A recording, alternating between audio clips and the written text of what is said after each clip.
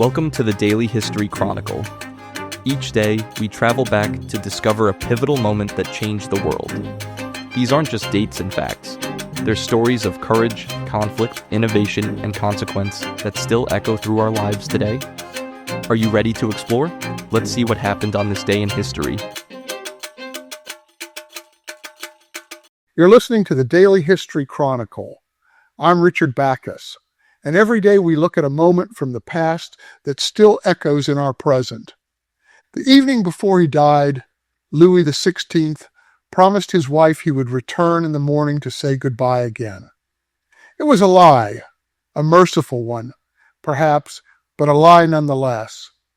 He knew he couldn't bear another scene like the one that had just ended, his children wailing and clinging to his legs, Marie Antoinette weeping, his sister Elizabeth trembling.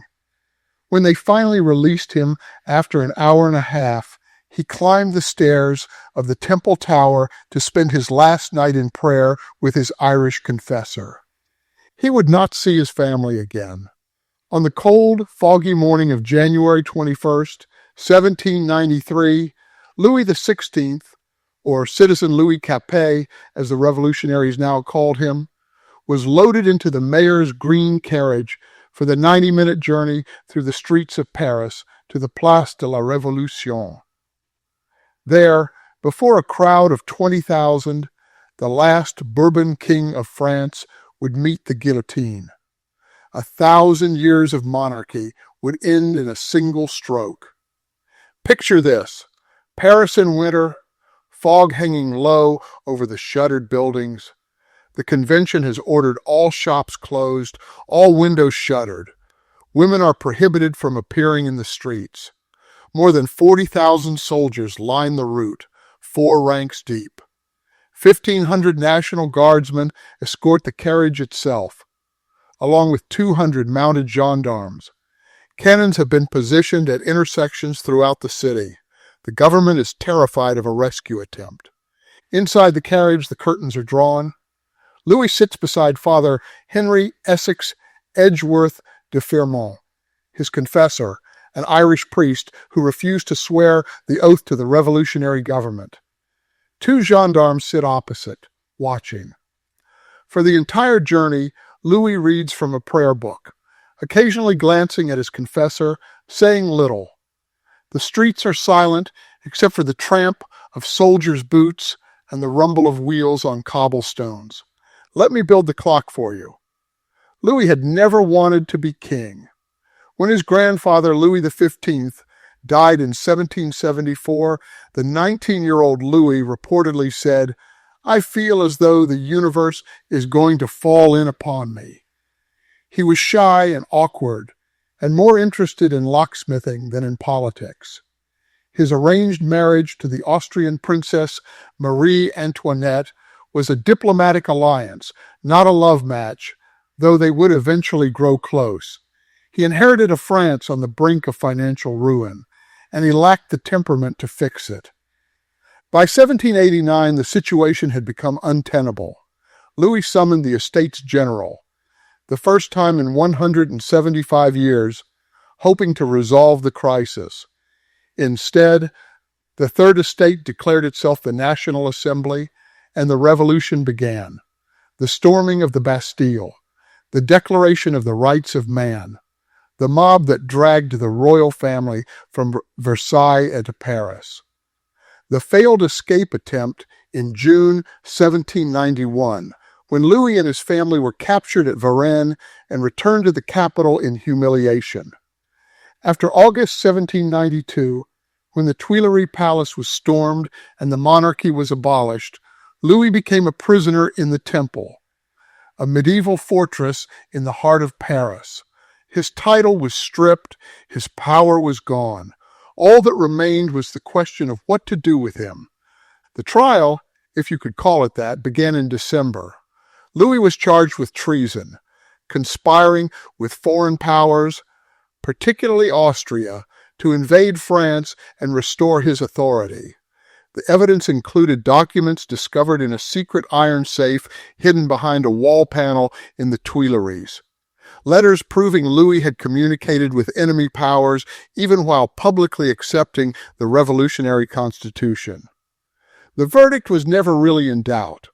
693 of 721 deputies voted guilty. Not a single vote for innocence was cast, though some abstained. The sentencing was closer and far more dramatic. The Girondins, the moderate faction, wanted to spare Louis's life.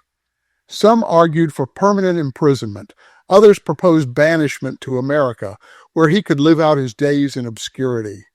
The radical Montaigne demanded death, insisting that the revolution could never be secure as long as the former king still breathed. The voting began at 8 in the evening on January 16th and lasted 13 hours. Deputies approached the tribune one by one to announce their decision and explain their reasoning, their voices echoing through the packed chamber. The galleries were filled with spectators who had waited hours for seats, the atmosphere electric with tension. Some deputies wept as they voted. Others delivered lengthy speeches justifying their choice. Perhaps the most stunning moment came when Philippe Égalité, Louis's own cousin, the former Duke of Orléans, voted for execution.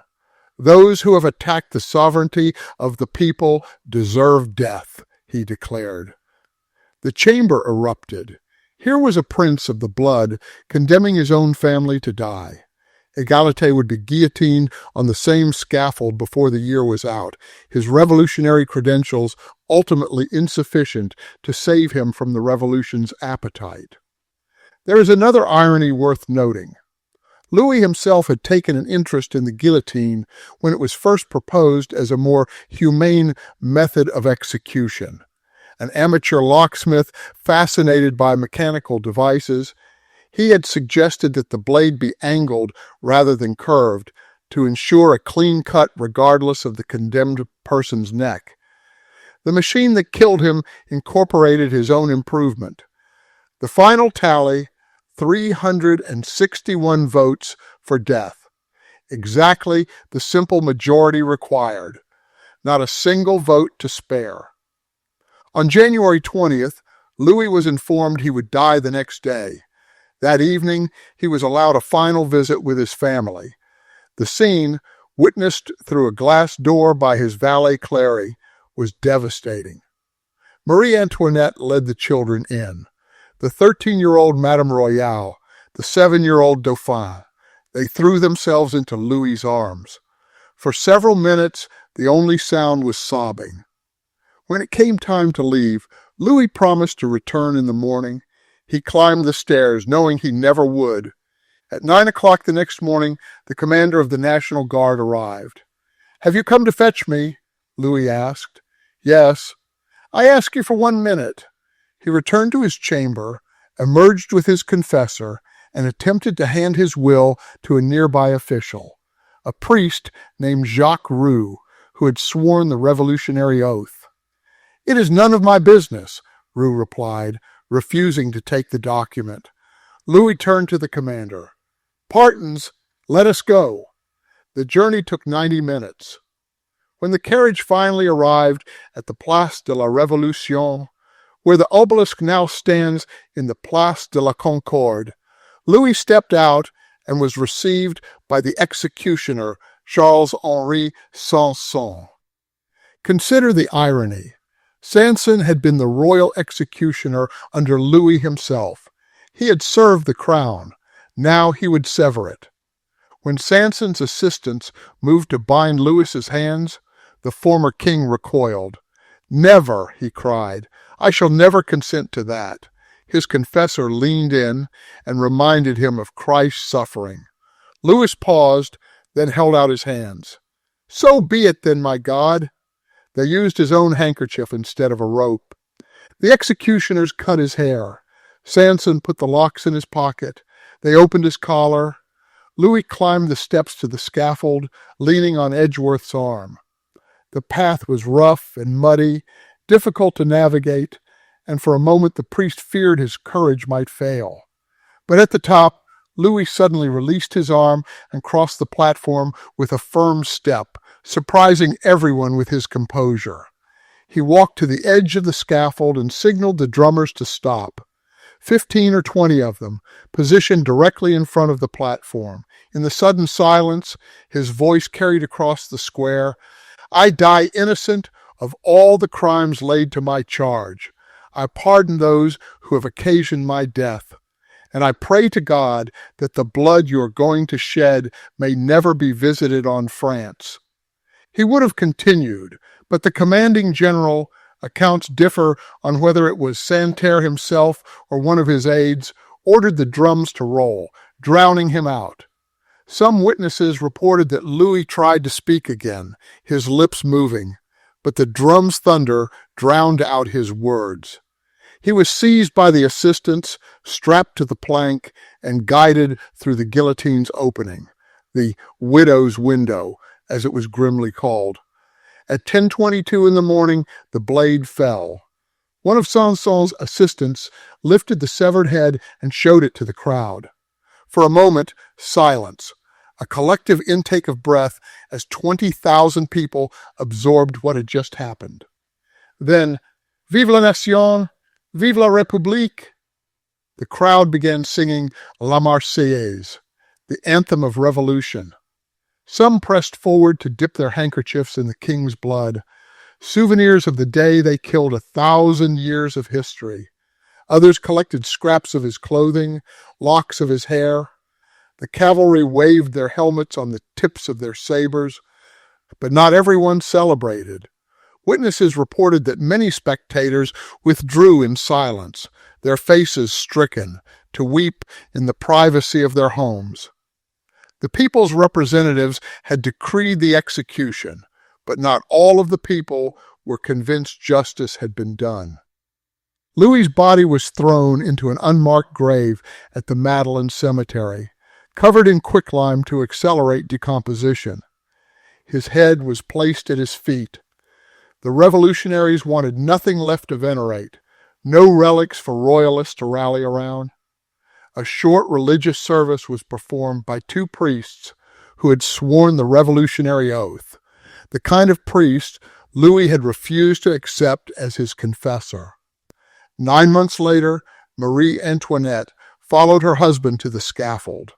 The reign of terror consumed France. 17,000 executed across the country, nearly 3,000 in Paris alone.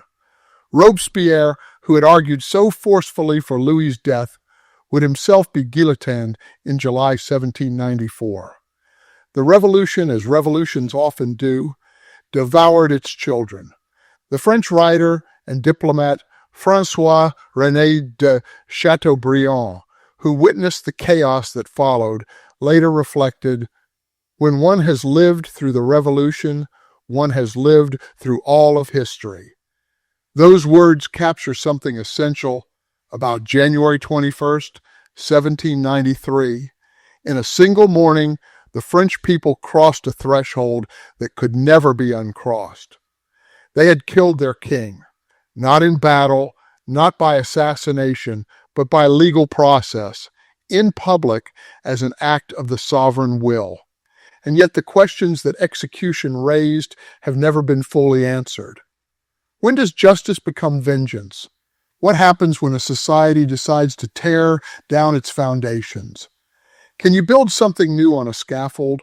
We're still asking those questions today. Every revolution since has grappled with the precedent Louis's death established. The Bolsheviks executed the Romanovs in 1918. The Iranian revolutionaries executed officials of the Shah's regime in 1979. The pattern repeats, old orders swept away, blood spilled to consecrate the new. Louis himself seemed to understand what was coming. In his will, written the night before his death, he forgave everyone, his enemies, his jailers, even his cousin who had voted to kill him. "I pray to God especially to look with eyes of compassion on my wife, my children, and my sister who have suffered so long with me." His children suffered longer still.